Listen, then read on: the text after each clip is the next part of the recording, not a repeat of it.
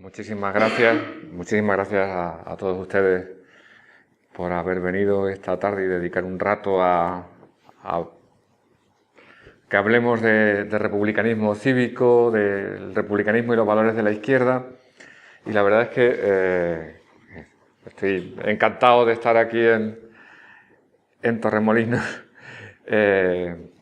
tan cerca del Mediterráneo, hablando de filosofía política, ¿no? La verdad, no se me ocurre mejor sitio sobre todo porque en buena medida, pues en torno a este mar nació ese ideal del republicanismo cívico, aunque luego se trasladó a otros sitios. Yo había pensado hacer un PowerPoint, sé que esto es una transgresión, pero yo soy muy malo haciendo PowerPoint. La verdad es que la idea suele ser buena, pero lo que es la ejecución es un desastre. Entonces, os voy a contar cómo había pensado el PowerPoint y vosotros lo imagináis, que seguro que en vuestra imaginación lo veréis mucho mejor que como yo lo hubiera hecho y estaría proyectado. La primera cosa que había pensado era poner una captura de pantalla de ordenador de la página de la Real Academia Española, donde te metes y metes el significado de las palabras. Y había metido la palabra discutir, que tiene dos acepciones. Discutir es, dicho de dos o más personas, examinar atenta y particularmente una materia. Y también, como segunda acepción, contender y alegar razones contra el parecer de alguien. Cuando yo era un jovencísimo profesor de Sociología en la Complutense y tenía 25 años, pues tuve que corregir los exámenes de mi curso y suspendí a una chica. Suspendí a una chica porque lo había contado todo mal. Y, para mi sorpresa, la chica vino con su padre y con su madre a protestar el examen. Y yo estaba aterrorizado. Entonces, hablando con el padre y con la madre, comprendí lo que había ocurrido. Y es que la chica entendía por discutir lo que ocurría en su casa, no examinar una materia y tanto. Cuando el autor decía discutiré este tema, lo que pensaba ella es que estaba completamente en contra, cuando en realidad lo que quería decir es voy a analizar y examinar el tema. Bueno, la segunda pantalla era República, ¿vale? Entonces, era otra vez una captura de pantalla de ordenador de la página web de la Real Academia, bueno, República. Organización del Estado cuya máxima autoridad es elegida por los ciudadanos o por el Parlamento para un periodo determinado, en algunos países régimen no monárquico. Luego la tercera es Estado que posee este tipo de organización o de denominación. La cuarta es cuerpo político de una sociedad. La quinta es causa pública, el común o su utilidad. Y la tercera es lugar donde reina el desorden, porque es irónica. Y finalmente, conjunto de las personas dedicadas a la literatura o otras actividades humanísticas, la República de las Letras y demás. Bueno, república puede ser efectivamente una forma de jefatura del Estado, pero también puede ser una forma de organización de lo político, del cuerpo político. Y entonces había preparado, la siguiente pantalla sería la República, digamos, lo que aparece en Wikipedia en la República Popular Democrática de Corea, ¿no? Bandera y escudo, República Democrática Popular de Corea. Y luego la saga de las fotos de Kim Il-sung, Kim-il-jung y el nieto, o sea, los tres, ¿no? Uno detrás de otro. Eso es una república, como lo interpreta alguna gente. Luego ponía otro ejemplo de república similar, la de Siria. Y su presidente, el hijo del anterior presidente. Eso es otra república. Entonces yo decía, bueno, no me refiero a esta república, ni a los valores de estas repúblicas, aunque se llaman república. Luego, la idea es poner 4 fotos de 4 notables republicanos. Richard Nixon, estoy ya como él, Nixon, Reagan, Bush padre y Bush hijo. Bueno, tampoco son los republicanos de los que quiero hablar. La siguiente eran otras fotos de viejos republicanos. Y estos sí son de los que quiero hablar. Eran Cicerón, Maquiavelo, Harrington, Jefferson, una mujer, Hannah Arendt y otra mujer, la princesa Leia, de la Guerra de las Galaxias, una notable republicana, la princesa Leia. Tenía dudas sobre si ponerla con la pistola, porque hay varias fotos en internet, o sin pistola. Al final puse sin pistola, pero creo que la buena es con pistola. ¿Por qué pongo a la princesa Leia con esos republicanos? Pues bueno, aparte de por la broma, porque luego pongo varios sitios, otros países, que son el Reino de Suecia, el Reino de Dinamarca y el Reino Unido de Gran Bretaña e Irlanda del Norte. 3 reinos, que sin embargo uno podría considerar, desde el punto de vista que yo voy a explicar aquí, repúblicas y republicanos. Son más republicanos esos 3 reinos que las 2 repúblicas de Corea y de Siria de las que hablaba al principio, desde el punto de vista del significado de republicanismo al que yo me voy a referir. O sea, cuando hablo de republicanismo, no estoy hablando de Kim Il-jung, ni de Corea, ni de Siria. Cuando hablo de republicanismo estoy hablando de una forma de organización política que puede existir y que existe mucho más en Suecia, en Dinamarca o en Gran Bretaña que en muchas que se llaman repúblicas. Entonces, por tanto, cuando hable de republicanismo, yo no me estoy refiriendo necesariamente a la forma de jefatura del Estado, sino a la forma de organización de la política, a una filosofía de cómo debe organizarse un país, una nación. Esa era la idea, ¿no? Y finalmente, si yo fuera un tipo hábil en estas cosas, pues en el PowerPoint aparecería una escena de la Guerra de las Galaxias del tercero, donde la reina Amidala, cuando el Palpatine, el senador Palpatine se convierte en el emperador, la reina Amidala dice: así muere la libertad, con un estruendoso aplauso, dice la reina Amidala. ¿Por qué? Porque ella es una defensora de la libertad, aunque es la reina. Entonces podemos imaginar, como dijo un día Zapatero, un rey muy republicano. Y podemos imaginar, pensando por ejemplo en Egipto, algunos presidentes de la República muy monárquicos. ¿De acuerdo? Entonces, la república de la que estamos hablando no tiene que ver con la jefatura del Estado, insisto, tiene que ver con una forma de organizar la política, con un ideal de organización de la política. No renuncio a hacer un día el PowerPoint bien, porque tiene que quedar hasta chulo, pero vamos, he de deciros que seguro que lo habéis imaginado mejor de lo que yo lo tenía. ¿Por qué republicanismo? ¿Por qué hablamos de republicanismo?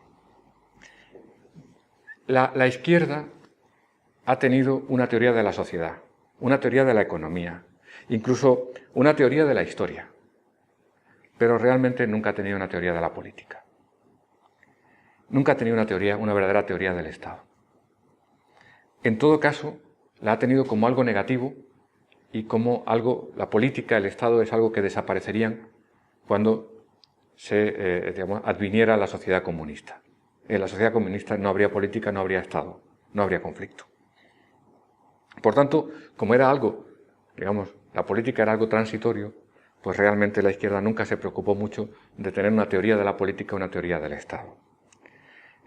Acordaos aquello que decía Lenin, ¿no? que al final, en la sociedad comunista, pues la administración, de los hombres se sustituiría por la administración de las cosas. Realmente la política sería una cosa, pues casi de gerentes de administración, no habría política. Por tanto, el republicanismo tiene que ver, pues, con una teoría de cómo tendría que organizarse la política y el Estado. Y insisto, la izquierda nunca se preocupó de eso. Pero quiero hablar de otro tema, dejar eso ahí puesto. El capitalismo hace daño de 2 maneras. Quiero contaros cómo hemos llegado al republicanismo. O sea, cómo hemos llegado avanzando hasta Cicerón o la princesa Leia. El capitalismo hace daño de dos maneras. El capitalismo hace daño a través de la explotación y a través de la alienación. El capitalismo te hace daño en la medida en que te explota, te endurece tus condiciones de subsistencia, te dificulta tu vida, dificulta tu forma de vivir, digamos, te produce pobreza, te produce enfermedad, estás explotado. Y el capitalismo también te hace daño de otra manera, te aliena, es decir, te hace llevar una vida no auténtica. Llevas una vida alienada, una vida donde tú sientes que esa vida no es auténtica, que es una vida sometida a una dinámica burocrática, deshumanizada, como decía Max Weber, pues una vida racional. Weber decía aquello de los hombres del futuro serán gozadores sin corazón, gente que no tendría emociones, ¿no? que tendría una vida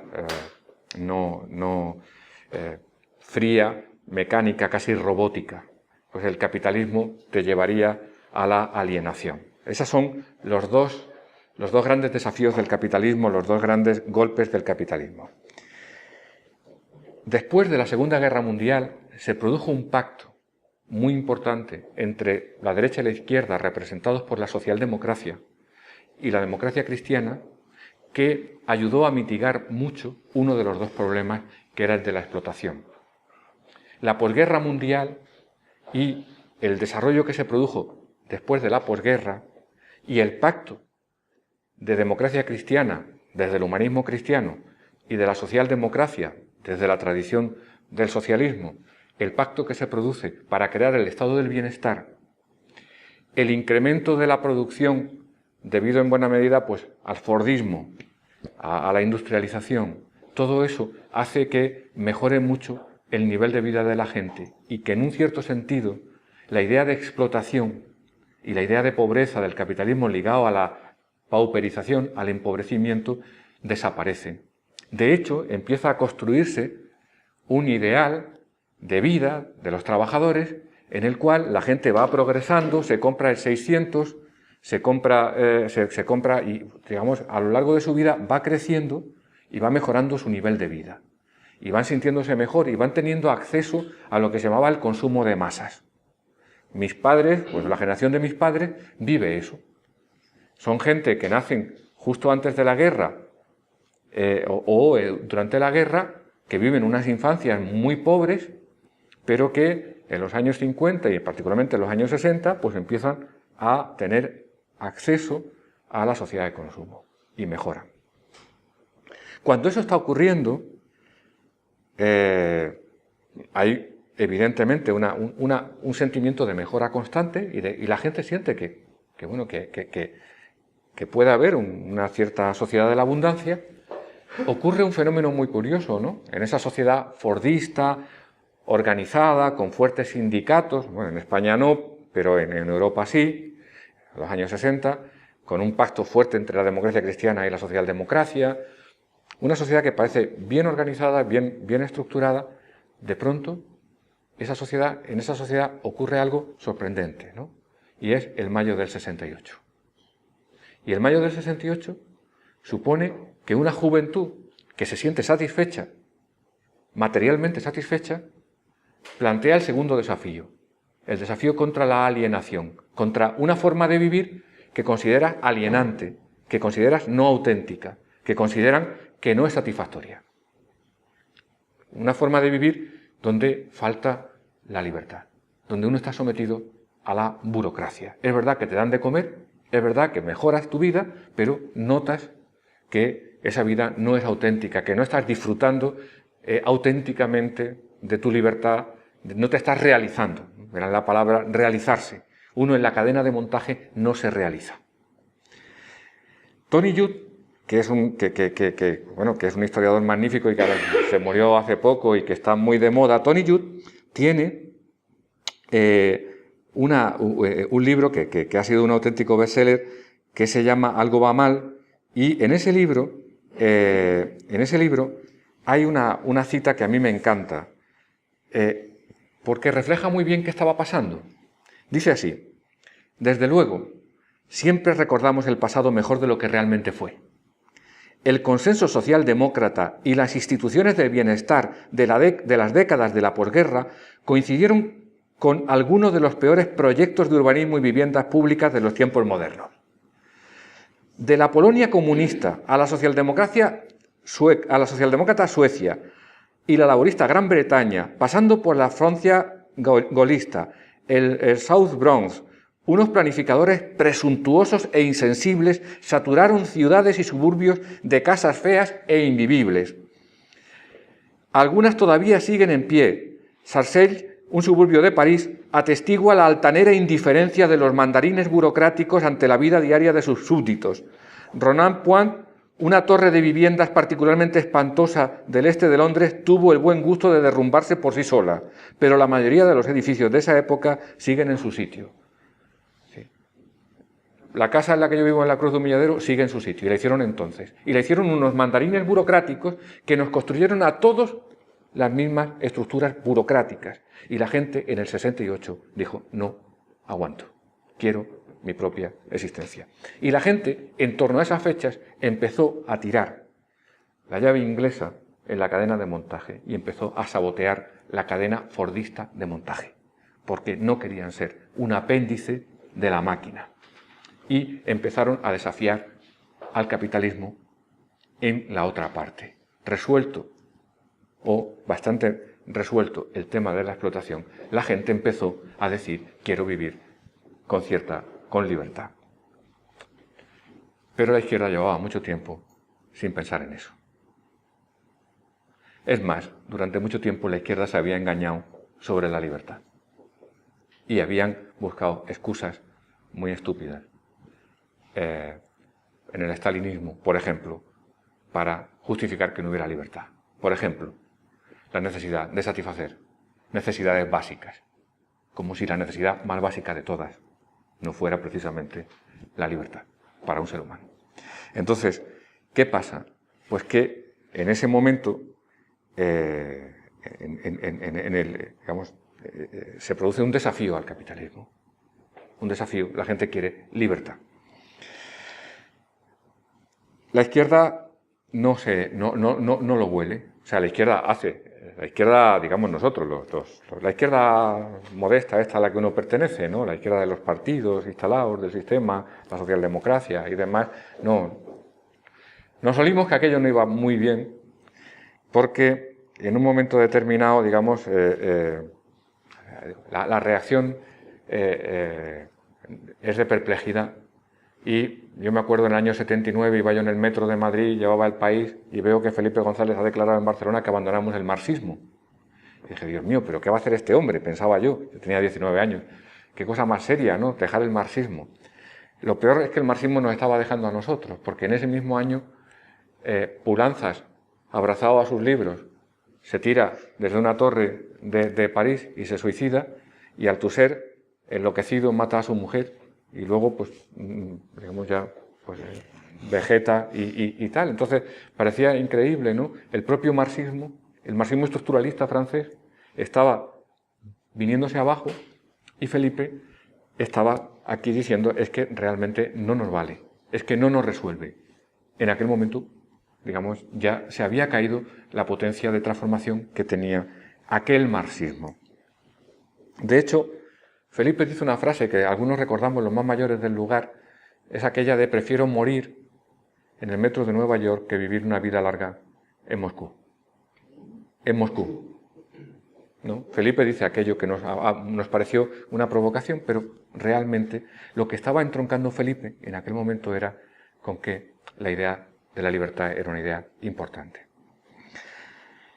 La idea de la libertad hace cambiar incluso el modelo de producción, y del fordismo se pasa al toyotismo. Y el toyotismo es una forma de organización del trabajo mucho más flexible, donde la gente tiene tareas mucho más entretenidas, donde no eres como en el fordismo un apéndice de la máquina. Tienes mayor autonomía. el toyotismo además tiene otra cosa, y es que produce, mientras que el fordismo, como es una cosa muy automatizada y muy fija y muy poco flexible, produce, como decía Ford, todos los coches que quieras mientras sean negros y sean el Forte y sea el mismo coche. Pero el toyotismo podía producir series pequeñas y diferentes, de forma que tú podías tener el coche que tú quisieras. Es decir, ese sueño de libertad, de identidad, de autoafirmación, de diferencia, el toyotismo te lo resolvía en la producción y en el producto. El capitalismo empieza a cambiar. Y no solamente cambia en eso, sino que se empieza a cambiar la propia organización de la fábrica. Y empiezan a desaparecer las grandes fábricas y a ser sustituidas por fábricas que ellos llamaban más esbeltas, que consistían en que, en lugar de, digamos, en que empezaban a externalizar parte del trabajo. Y en algunos casos, tú, en lugar de estar sometido al capataz, tú eras tu propio amo. En realidad estabas sometido al mercado, que es un capataz muy interesante. El mercado es un capataz muy interesante. Bueno, quiero deciros que algunos, aunque el marxismo se cayó, pues seguimos trabajando otras corrientes del marxismo. Yo personalmente, pues estaba, pues yo en la universidad, que era en aquel tiempo, final ya de estudiante más mayor y luego profesor, pues trabajaba una corriente del marxismo que se llama el marxismo analítico, que a mí, vamos, donde todavía me siento bastante identificado, integrado y tal, y bueno, pues el marxismo analítico nos permitía estudiar con instrumentos mucho más potentes pues las injusticias del capitalismo y nos pedía seguir, pero no nos daba instrumentos para la lucha política, nos daba instrumentos buenos para el análisis de la sociedad y el análisis de la economía, pero no nos daba instrumentos potentes para la lucha política.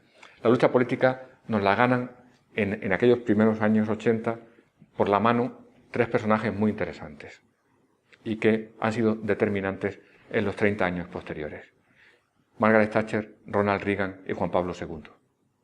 Aquella gente inicia la revolución neoliberal en aquellos años y hacen una fuerte apuesta por la libertad. Por la libertad. Nosotros andábamos un poco en la redistribución, en la igualdad, no sé qué, y estos apuestan claramente por la libertad. Es decir, por esa idea del toyotismo, ¿no? De decir, tú tienes una producción mucho más flexible, más cómoda para ti, trabajador, pero encima el producto es mucho más diferenciado, con lo cual la gente puede elegir. Hacen esa oferta. Tengo un amigo que es compañero en mi facultad que acaba, es curioso, el libro ha salido después de que estuviera convocada esta conferencia que llevaba, se llama La mirada republicana, es Andrés de Francisco, es un profesor de la Facultad de Ciencias Políticas y Sociología de la Complutense. Andrés, en su libro, lo describe muy bien. Dice, el capitalismo es capaz de hacer tres cosas, ¿no? Es capaz de generar una ilusión de libertad. Es decir, la ilusión de que tú aceptas libremente tu contrato de trabajo, que esa es una decisión tuya. Tú eres el que decide trabajar o no trabajar en esta empresa. Esta es tu decisión. Puedes no trabajar si no quieres. Eso sabemos que es una ilusión, que no es real. Trabajas, estás deseando que te contraten como sea. Pero tu impresión es que tú decides. Y que además también ocurre una cosa, como tu esfuerzo, tus resultados tienen que ver con tu esfuerzo, tú sientes que tu vida está en tus manos, que tu destino está en tus manos. Es otra ilusión de libertad.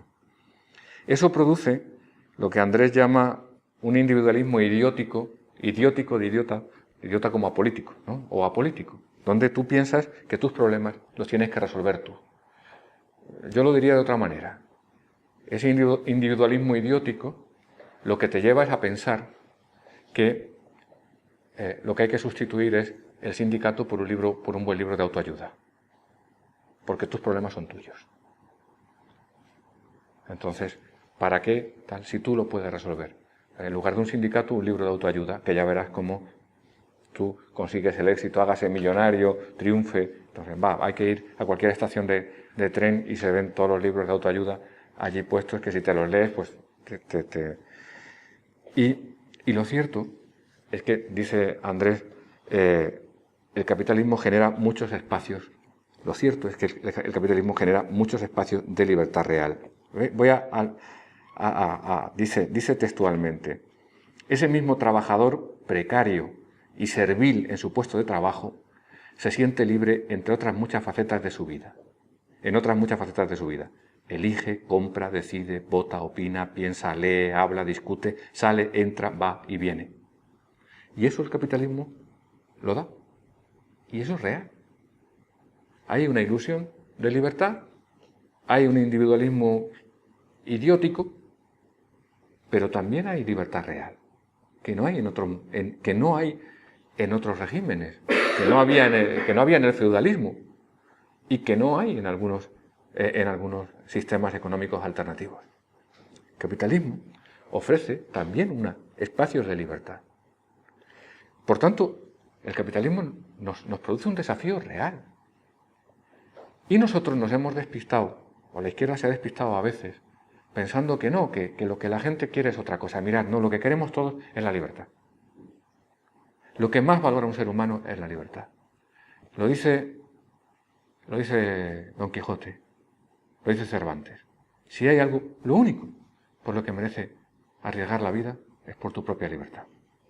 Es más, cuando uno entrega su libertad, creyendo que con eso va a comprar seguridad, lo que uno se ha puesto en peligro más que nunca. El día que tú le entregas tu libertad a alguien para que te garantice tu seguridad, ese día es cuando estás en peligro. Porque ese día estás en manos de ese alguien. Lo peor que puede hacer uno es entregar su libertad. Por tanto, la oferta de Thatcher, Reagan y Juan Pablo II, la oferta de los neoliberales era muy potente y tenía consistencia. Y mirad, es eso, es el tío que dice, entre el capataz y tener una furgoneta, yo prefiero la furgoneta porque yo soy libre, me levanto a la hora que quiero, me acuesto a la hora que quiero. El único problema es que el de la furgoneta se autoexplota mucho más, pero él se siente libre. Y en cierto modo, no tener que aguantar al capataz es una forma de libertad. Y la gente lo pelea. Pelea esa autonomía, porque también tiene que ver con tu propia dignidad. Y no te gusta someterte a esos mandarines que hacían todos los pisos iguales y que te decían a qué hora tenías que entrar, salir y no sé qué. Esa libertad la gente la valora. Y eso consigue apoyo político. Esa es la libertad neoliberal, que es una libertad donde lo que hay es no interferencia. Si yo no interfiero, yo no te obligo. Yo no te obligo. Tú puedes aceptar el trabajo o morirte de hambre. Tú eres libre. Esperanza Aguirre es un ejemplo magnífico. Sí, Esperanza Aguirre es una política profundamente ideológica. Entonces, es una tía con unas convicciones ideológicas tremendas. Ella es una anarquista de derechas. Y ella piensa que la libertad consiste en que tú puedas elegir. Tú puedes elegir. Hombre, claro, que depende de lo que tengas y tal, pero tú puedes elegir, te dice ella. Es la libertad que dice que tengo. La libertad de Aznar y de un amigo mío, de mi amigo Pepe. Mi amigo Pepe, el otro día estaba cenando en mi casa y él decía, pero ¿por qué alguien me tiene que decir a mí a qué velocidad tengo que ir en una autovía? ¿No? Es la libertad de un americano, de un filósofo americano que se llama Nozick, que es lo que llaman el libertarianismo, ¿no? Los libertarianos, que son unos anarquistas de derechas, que no quieren Estado. Quieren su escopeta, su rifle, su furgoneta y su libertad, y no tener nadie que te diga nada. Es lo que Mitt Romney le ha dicho a Obama que va a hacer. Obama, al obligar a la gente a contratar un seguro de enfermedad, se está cargando su libertad. Deje usted que yo decida si quiero tener o no un seguro de enfermedad. Es esa libertad, ¿no? Usted no interfiera. no interfiera. Esa libertad también es la que un tipo que a mí me encanta, ¿no? Yo creo que ha escrito el mejor libro sobre el republicanismo, que es Pettit, Philip Pettit. Pettit lo cuenta muy bien en este libro, ¿no? Libertad de la mujer. La libertad liberal es la libertad de la mujer en una sociedad donde todos los maridos le pegan a sus mujeres. Es la libertad de una mujer a la que su marido no le pega. Pero todo el mundo le pega a su mujer, pero a esta su marido no le pega. Entonces, si un día se le rompe la vajilla que le regaló la suegra, ella, dice Pettit, se andará. Él usa medro estratégico, la palabra que usa medro estratégico. Digamos, andará con cuidado, no sea que al marido se le escape, porque se le puede escapar. Entonces, sí, Pettit dice, esa mujer no es libre. ¿Por qué? Porque actuará siempre con temor. Es la libertad del gay que está en su trabajo y es verdad que nadie interfiere, pero él, por si las moscas, no dice lo que es, no sea que... Sí, es la libertad del quien está enfermo y lo están ayudando y mira a la persona que lo ayuda, lo mira como diciendo, a ver cómo viene hoy, porque, digamos, que me cuide o no, depende de su estado de humor. Esa libertad es una libertad muy endeble. Frente a eso, hubo gente que curiosamente estaban más o menos en los mismos campus universitarios donde estaban los marxistas analíticos.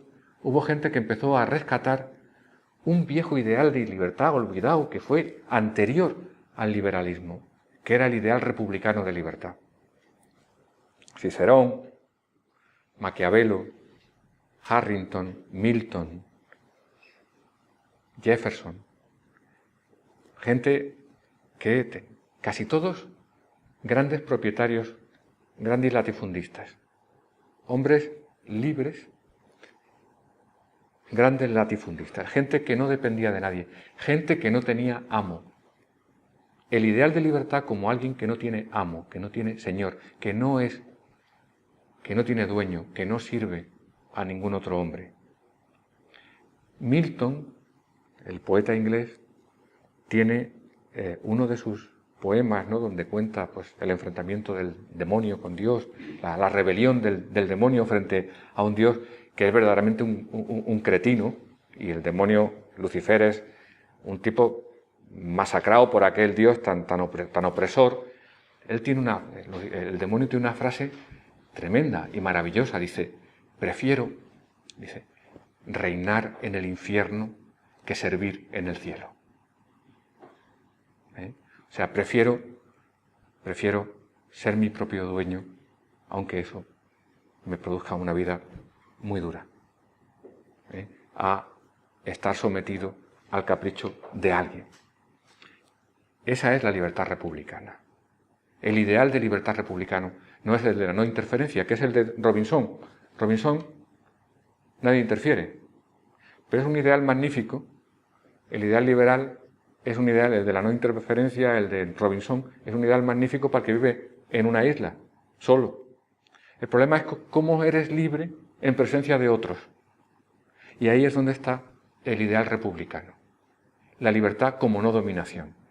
Es decir, yo no estoy disponible para tu capricho. Yo no estoy disponible para ti. Tú no puedes hacer conmigo tu capricho. Nadie puede hacer conmigo su capricho. Ser libre no es hacer lo que me dé la gana, sino que nadie puede hacer conmigo lo que le dé la gana. ¿De quién depende? ¿Quién tenía ese ideal de libertad históricamente? ¿Quién lo tuvo? Eso, un pequeño grupo de hombres muy ricos, de grandes latifundistas. Pero, aunque socialmente y su estructura social eran unos cretinos, hay que pensar, bueno, sin embargo, el esquema de libertad era un esquema muy potente. Hay quien sostenía que, claro, que ese esquema, que esa libertad tan poderosa, ese ideal tan exigente de libertad, no lo podía tener en la sociedad moderna todo el mundo, que es un ideal para muy pocos. Lo que hacen los historiadores que estudian el viejo ideal republicano en los años 80, 90 de este siglo pasado, ¿no? Lo que hacen es tratar de rescatar y de dibujar cómo era el ideal de libertad del republicanismo. El de la república frente al imperio, ¿no? El de un ideal de república frente al imperio. Es Cicerón frente a César, Obi-Wan Kenobi frente a el emperador o frente a Darth Vader, ¿no? O sea, es decir, siempre hay un imperio y una república.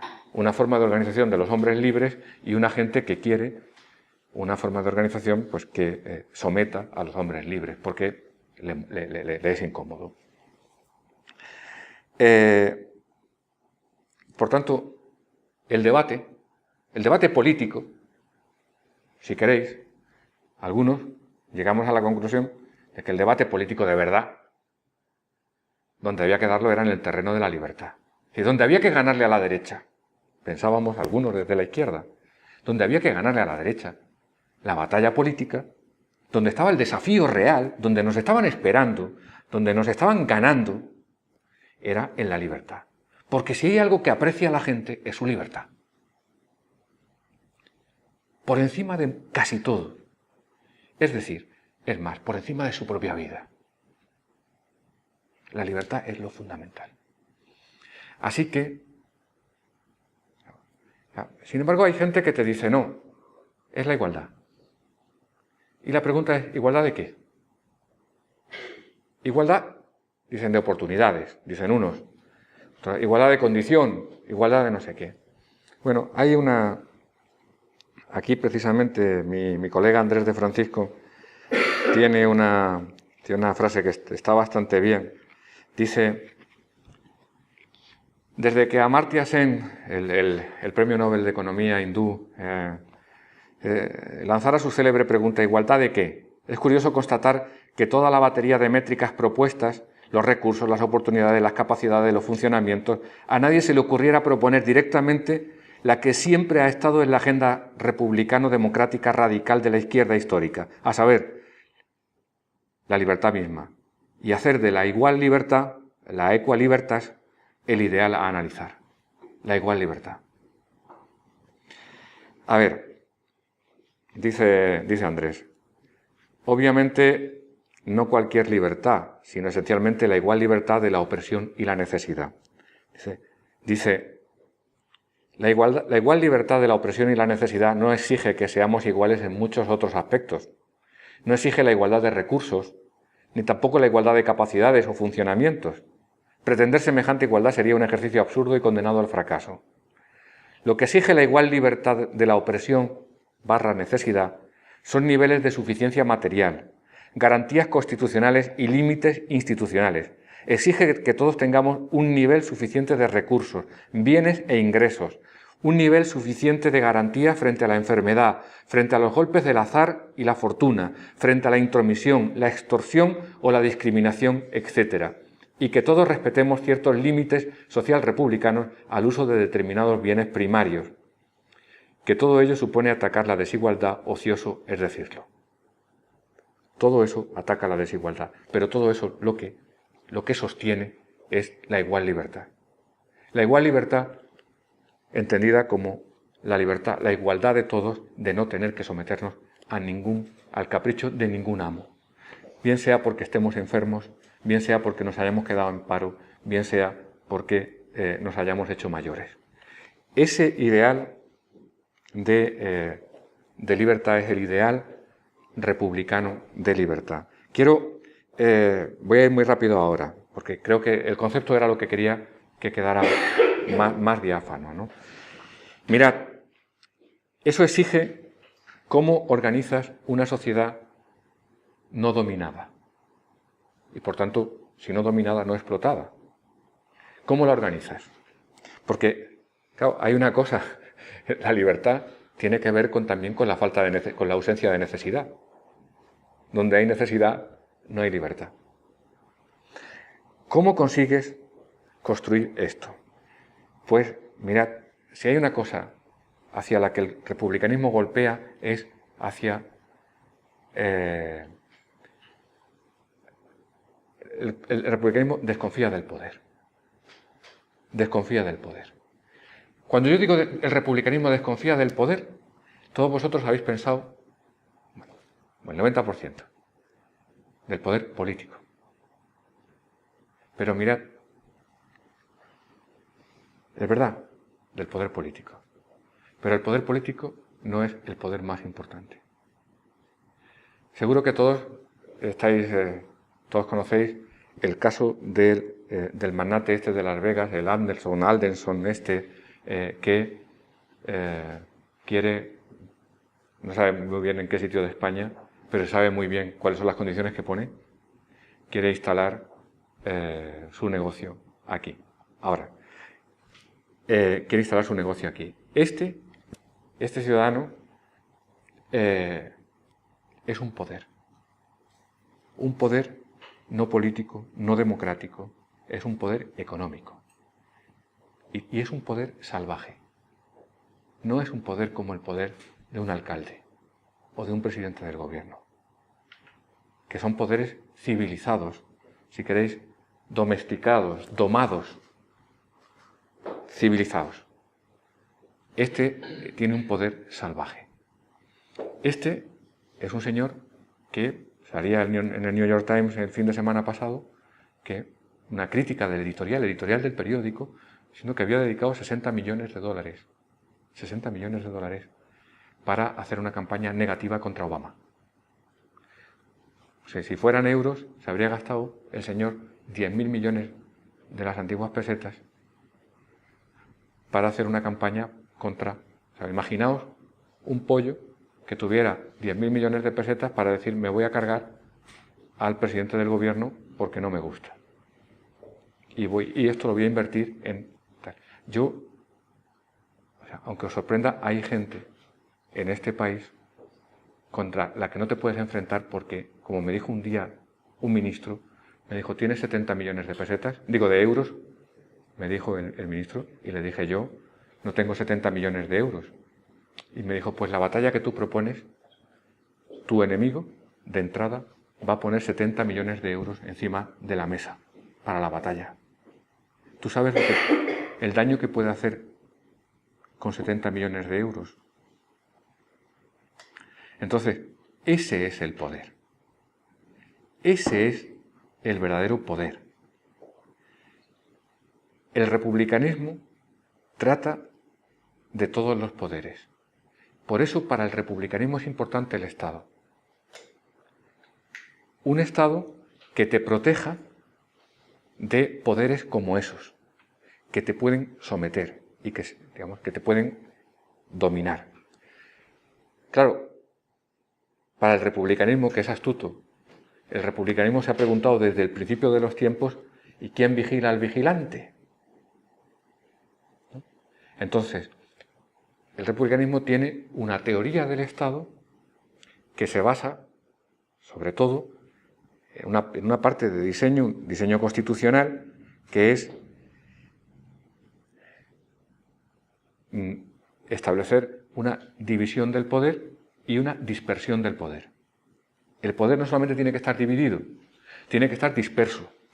Es decir, que es bueno que haya poder legislativo, poder ejecutivo, pero es bueno que además esté disperso. Como dice un amigo mío, yo prefiero tener un poder municipal, un poder autonómico y un poder nacional que solo un poder. Porque por mal que me vayan las cosas, es posible que si hay 3 poderes, uno de los 3 no coincida con los otros. Dispersar el poder es una forma de evitar que el poder se vuelva imperial dominador. Y otra forma es con la participación ciudadana, con una ciudadanía activa, participativa. Mientras que el liberal quiere un ciudadano que se ocupa solo de sus intereses, el republicano exige un ciudadano virtuoso, es decir, un ciudadano al que le importa el destino de la gente y el destino de todos. Entonces, la ciudadanía republicana es una ciudadanía que exige virtud, De hecho, el republicanismo, la tradición republicana es una tradición que exige virtud, que exige un compromiso y una actividad política. En el republicanismo, la política es importante. Por eso, digamos, el republicanismo construye todo un proyecto de controles, pero también quiero, y con esto acabo, dejar claro que hay dos formas de entender la política y a los políticos. Hay una tradición donde el político, que es más bien la liberal, es un criado. La idea es trátalo como un criado, desconfía de él, y avarilla.